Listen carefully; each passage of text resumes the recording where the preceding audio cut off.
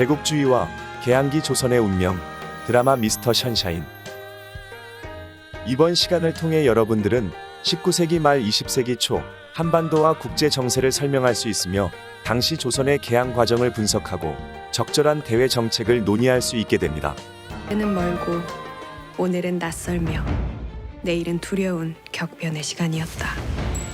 우리 모두는 그렇게 각자의 방법으로 격변하는 조선을 지나는 중이었다.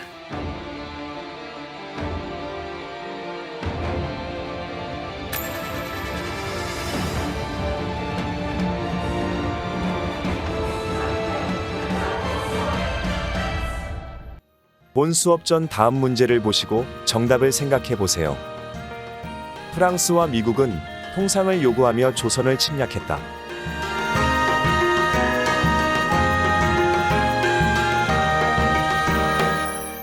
정답은 O입니다.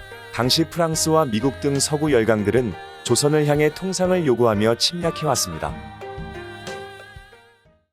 1866년 조선의 수도인 한양도성으로 향하는 물길인 한강 양화진에 프랑스 군함이 모습을 드러냈습니다.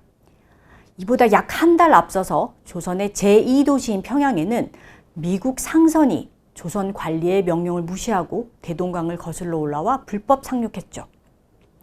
조선의 천주교 박해를 구실로 조선 침략을 강행한 프랑스 함대는 결국 조선의 항복을 받아내지 못하고 강화도에 왕실도서관인 외규장각에 보관 중이던 조선 왕조의 은궤와 의궤를 탈취해서 퇴각했습니다.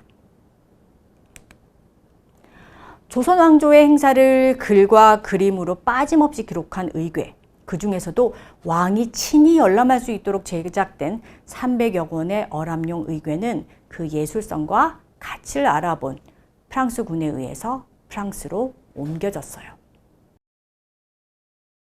1871년 미국은 군함 5척과 해병대 1250여 명으로 이루어진 조선 원정대를 출발시켰고, 이들은 수도 한양을 함락하기 위해서 프랑스군과 마찬가지로 한강 입구 강화도를 공략했습니다. 이 전쟁에서 조선군 350여 명 그리고 미군 3명이 전사해서 미국이 승기를 잡은 것처럼 보였죠. 그러나 당시 최신의 무기로 무장한 미국은 신미양요에서 전력을 쏟아부은 후 물자 부족으로 조선과의 협상을 더 이상 이끌어내지 못하고 철수할 수밖에 없었습니다.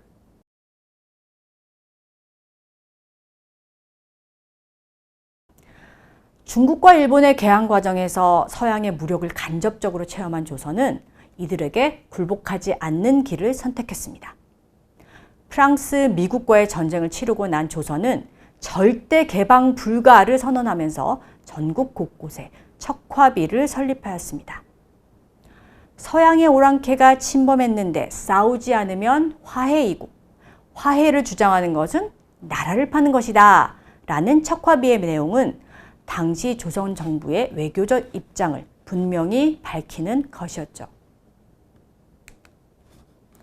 그러나 외세를 완강히 거부하며 문을 걸어 잠근 승리는 잠시였고, 곧 조선은 일본의 무력 시위에 맞닥뜨리게 됩니다.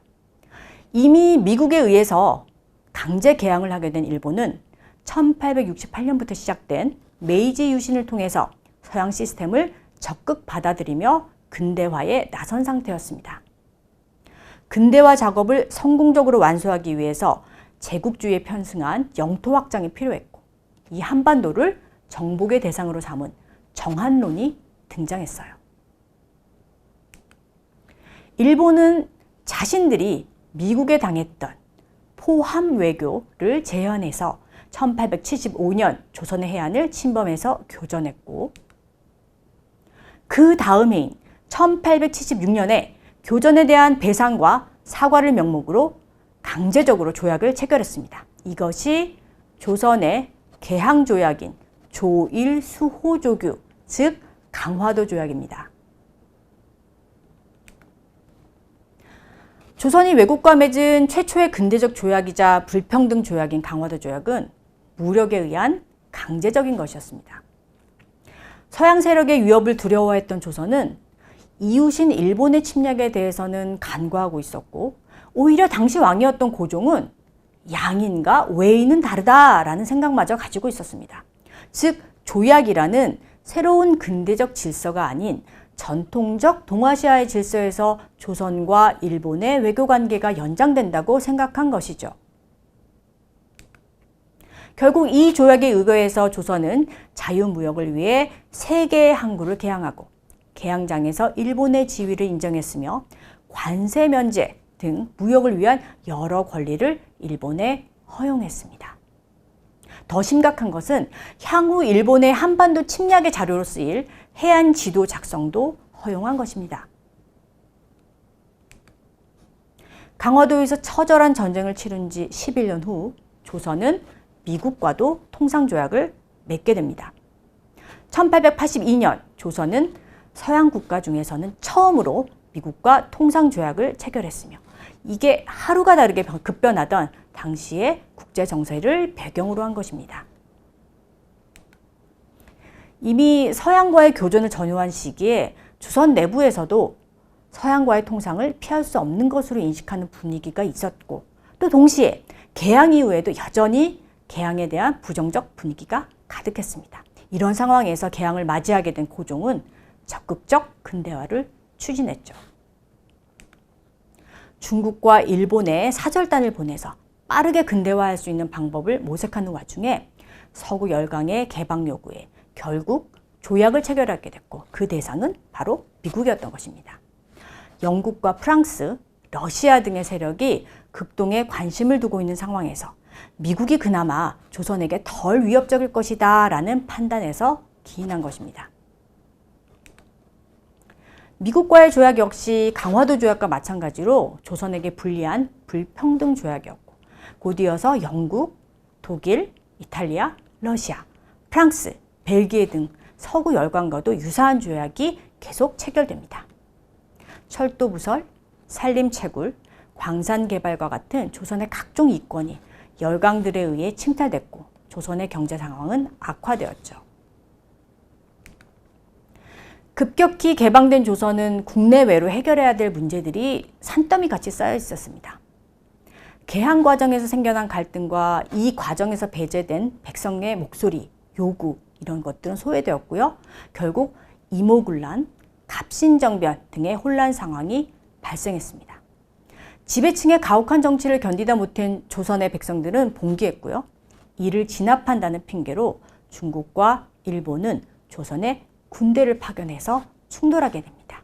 이것이 청일전쟁이죠. 조선 백성들에 대한 일본군의 잔인한 사륙이 진행되면서 조선인들은 더욱 외세에 반감을 가지게 됐고 직접적으로는 조선을 침략했던 일본이 가장 큰 적으로 간주되었습니다.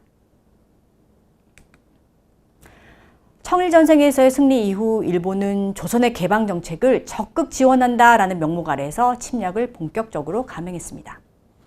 근대화라는 이름을 쓴 침략은 1895년에 단발령을 야기했으며 을미사변을 일으켰고 분노한 조선인들은 스스로 일어나 외세에 맞서 싸웠습니다. 그게 의병의 시작입니다. 왕비가 일본인들에 의해 궁궐에서 살해당하고 단발령의 강제 시행으로 조선인들이 수백 년간 지녀왔던 유교적 윤리의 상징, 상투가 잘리는 일들이 잇따라 벌어지게 되니까 그동안 개항에 반대했던 유생들이 중심이 돼서 백성의 뜻을 모아 의병을 조직했습니다.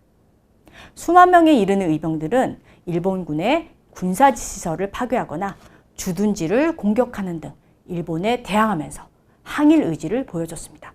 그러나 이들은 제대로 된 군사훈련을 받지 못했기 때문에 정식 군대의 공격을 받아 무너지고 말았습니다. 조선은 1897년 대한제국을 선포함으로써 외세에 굴복하지 않고 자주 독립국가로서 세계 질서에 편입하려 했지만 이러한 노력들이 좌절되어서 결국 1905년 일본에 의해 외교권을 뺏기는 상황에 이르게 되었습니다.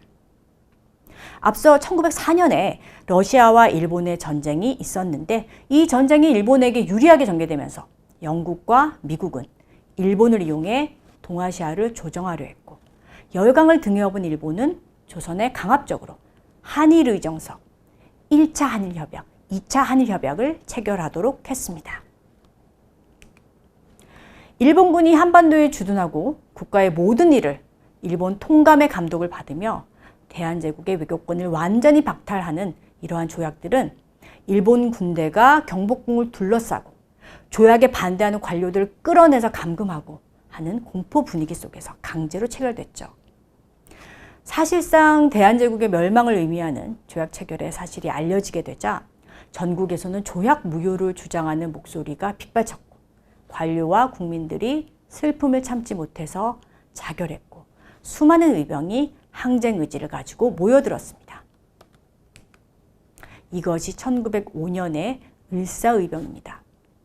의병이 재조직되었고 전국 각지에서 수백 또는 수천에 이르는 조직으로 일본군과 항전을 벌였습니다.